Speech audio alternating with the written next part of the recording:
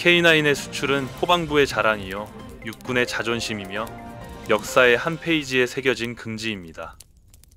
세계 어느 무기 수출국과 비교해도 우리의 성장세는 눈부십니다.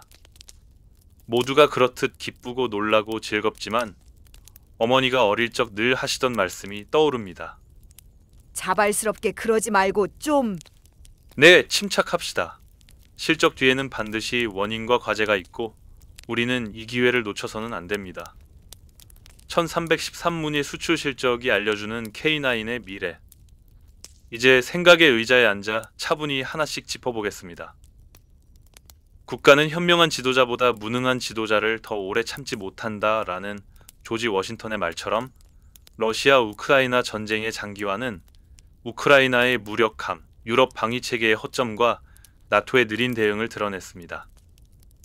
그리고 전쟁의 장기화로 전차, 자주포, 포탄 등 재래식 전력은 대규모로 파괴되었고 나토의 동부전선인 폴란드와 발트 3국은 러시아를 억제할 현대식 전력이 크게 부족했습니다.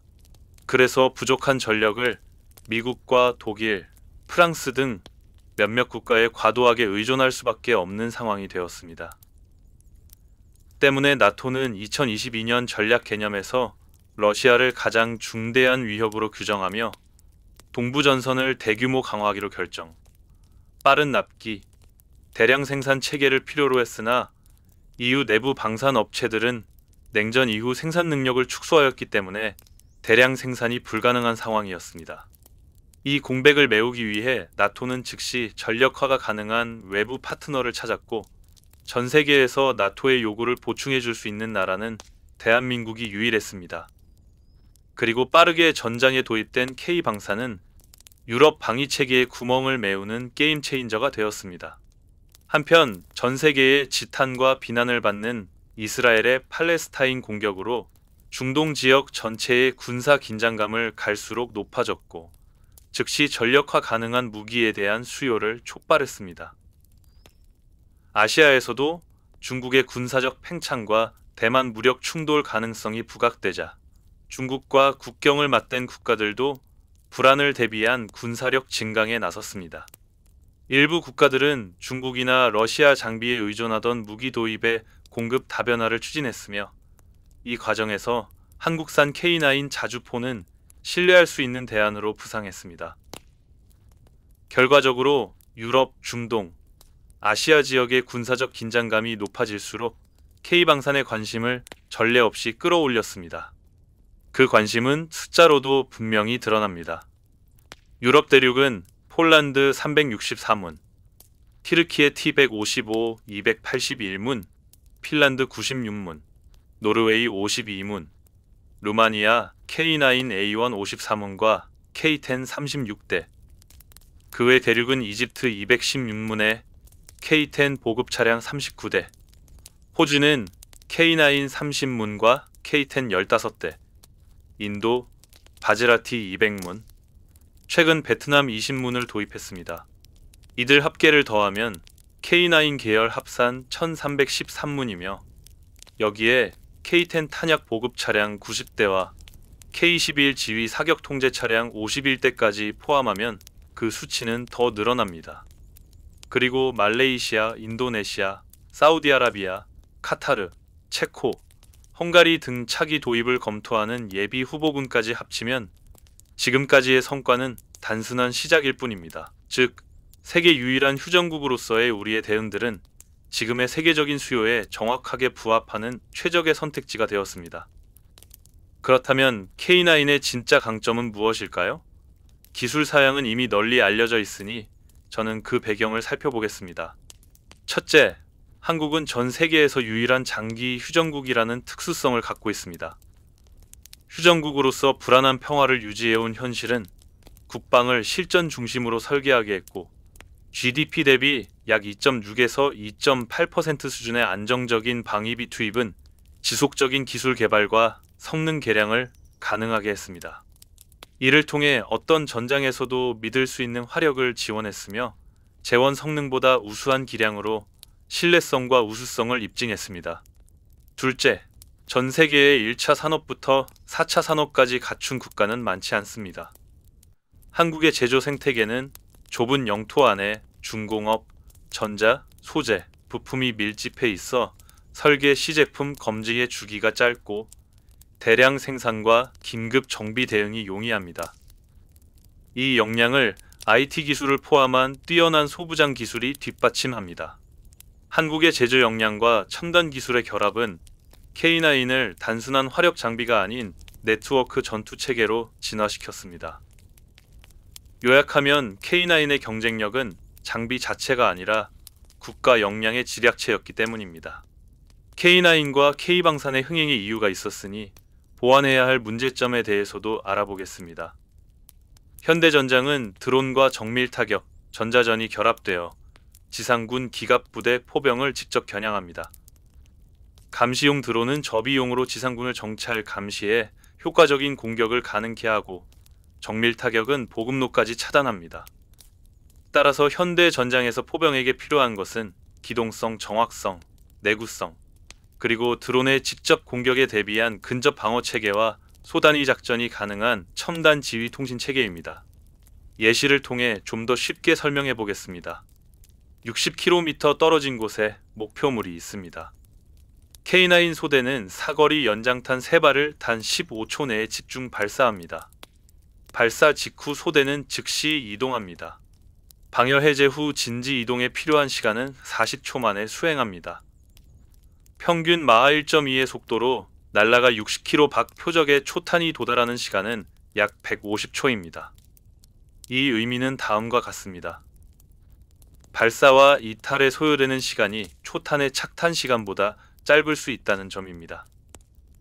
즉, 기동성과 자동화는 현대 전장에서 자주포에게 요구되는 기본 전략 요건입니다. 이 전략이 바로 슛 앤 스쿰, 치고 빠지는 전술입니다. 이 작전을 안정적으로 수행하기 위해 적의 감시, 추적, 공격을 탐지하고 이를 전장 네트워크로 공유하는 첨단 지휘 통제 체계가 필수입니다. 확실한 사례를 통해 우리가 개선하고 개발해야 하는 것들은 명확해졌습니다. 첫째, 소규모 분산 화력 소대, 화력 자주포, 근접 방어 체계, 지휘 통신, 보급 차량으로 완편된 소대가 독립적으로 기동합니다. 화력 분산을 통해 적의 대규모 화력 대응에 대한 위험을 분산하기 위함이며 이를 통해 더 넓은 지역을 다층 방어할 수 있습니다. 둘째, 사거리와 화력 강화. 58구경 포신과 ERFP, 글라이딩탄, 로켓 보조탄을 통해 유효 사거리를 60에서 80km 급으로 확장하며 장거리 정밀 타격으로 드론과 원거리 위협에 물리적 우위를 확보합니다. 이는 공군의 BVR 시계회 교전 방향성과도 일치합니다. 셋째, 최첨단 매의 눈으로 전장을 보다. 조기 경보기, 정찰 드론, A사 레이더, 광학 센서를 통해 C4ISR의 전군 네트워크로 실시간 융합합니다. 이 데이터를 기반으로 AI는 위협을 조기 탐지, 추적하고 표적 우선순위를 산출합니다. 데이터 링크는 소대 단위 무기 체계와 근접 방어, 보급 체계에 즉시 명령을 전달합니다. AI는 요격, 회피, 재배치 옵션을 제한하고 운용자가 최종 승인합니다.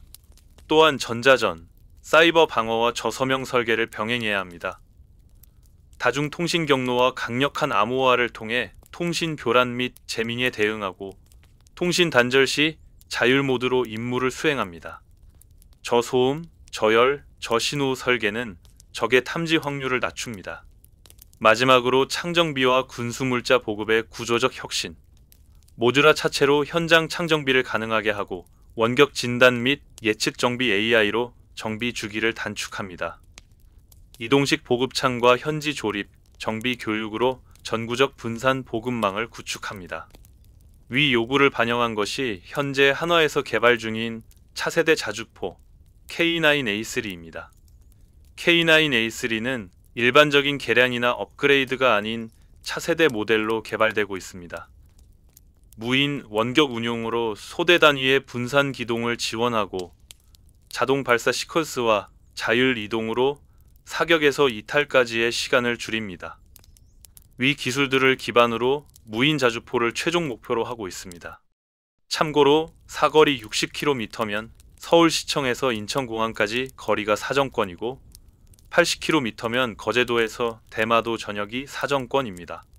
수백억 원대의 미사일이 아닌 수백만 원대의 포탄으로 큰 영향을 줄 수 있다는 점이 중요합니다. 그렇기에 비대칭 무기와 첨단 기술이 장악한 전장에서도 전술 무기는 필요에 따라 계속 진화하고 있습니다. 다행히 이 분야에서 우리의 기술력은 매우 높습니다. 이번 트럼프 정부가 한 크나큰 만행인 한국인 기술자 구금 사태에 대한민국 정부의 이재명 대통령은 뉴욕 증권거래소에서의 모두 발언에서 이렇게 말했습니다. 한국은 주둔해 있는 미군을 제외해도 전 세계 5위의 군사력을 보유하고 있다. 그리고 앞으로 국방비 예산을 더욱 늘려 자주국방을 실현해 나갈 것이다. 또한 이를 통해 한반도 평화를 더욱 굳건히 할 것이다. 많은 밀리터리 매니아 분들이 아니더라도 일반적으로 군필인 남성분들, 나아가 대한민국의 모든 국민들은 마치 봇물 터지듯 나아가는 한국의 성공과 성취에 기분 좋지 않을 수 없습니다. 그렇기에 지금의 상승세가 오랫동안 유지되길 기원합니다.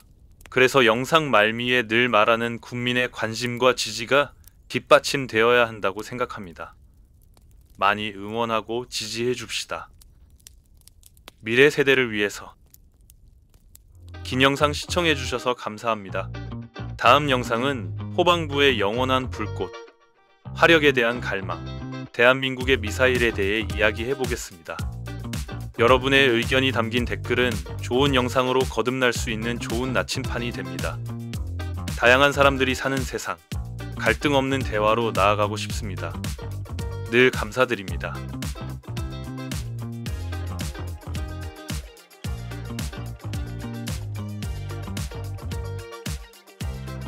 끝.